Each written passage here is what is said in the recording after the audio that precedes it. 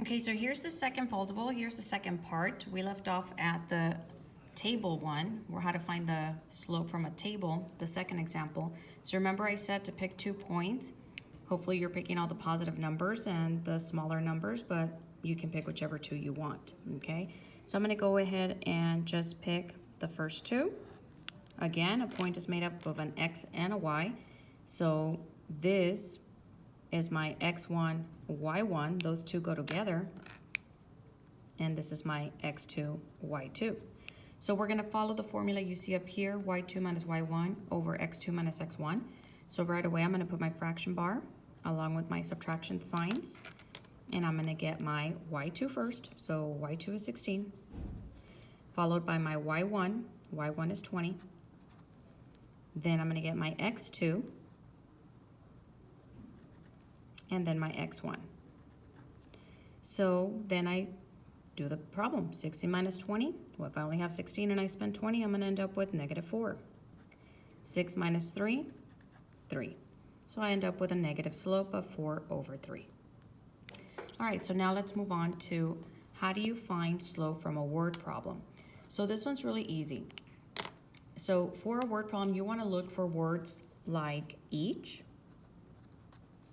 per, every, and you want to look for the numbers that are the closest to those words because that's going to be your rate of change or your slope.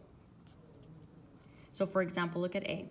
Jack has 5 toy trains. He plans to buy 2 new ones each month. So right away I see my word each, and what's the closest number to it? The 2. So my slope here is 2. The next one, the initial fee to have a website set up using a server is $48. It costs $44 per month to maintain the website. Again, here's my word per. Here's the number closest to it. My slope here is 44. C, an online camera store charges $1.49 for every 8x10 picture that you order. The shipping cost is $5.50. So here's my clue word. The number closest to it, the one that just is repeating over and over, is the 149. So there is my slope. So finally, let's find a slope from 2 points. You're gonna label your X and your Y coordinates, and you're gonna find the change in Y over the change in X using the slope formula, which we actually already used over here in the table. This is the slope formula. So label your X, label your Y coordinates. And here's the formula. Y2 minus Y1 over X2 minus X1. And this point can be X1, Y1. This point can be X1, Y1. It's just up to you, but you just got to make sure you label them correctly. So X1, Y1, X2, Y2.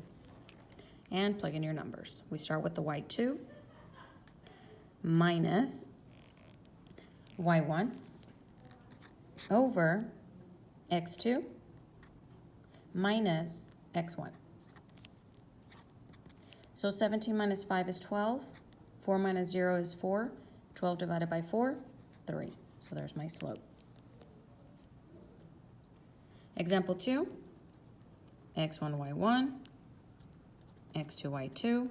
Start with your Y2, so -6 minus your Y1, well, my Y1's a negative and it has nothing to do with this minus. This minus is coming from my formula.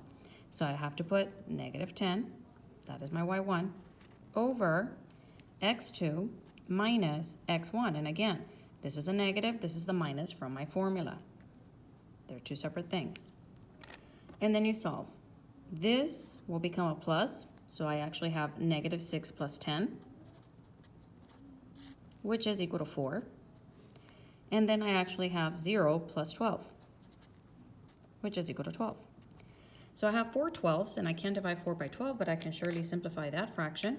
I can divide both of those numbers by 4, and I get 1/3. Last but not least, here's another example. X1, Y1, X2, Y2. Put your fraction bar and your minuses so we don't get confused with those negatives. And start with your Y2, 11 minus 7, -5 minus 0. So 11 minus 7, 4, -5 minus 0, -5. So this is a negative slope, negative 4/5.